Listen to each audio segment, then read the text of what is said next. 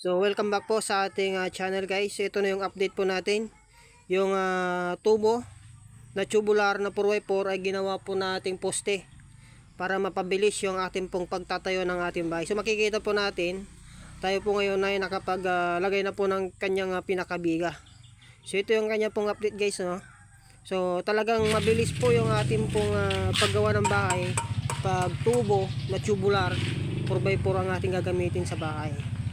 So ngayon to guys, so makikita po natin nakapag-asintada na dyan ng 4. Tapos dito na yung kanyang walling na ginamit dito ay yung tinatawag na hardiplex. So pwede rin po guys kung lalagyan po natin siya ng metal cladding, pero mas mainam yung hardiplex para hindi po masyadong mainit yung ating pong bahay na ating pong titirahan.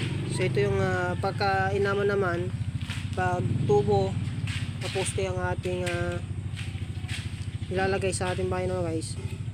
Ang kainaman talaga pag tubo ang ating ginagamit ay madali pong tumayo yung ating bahay.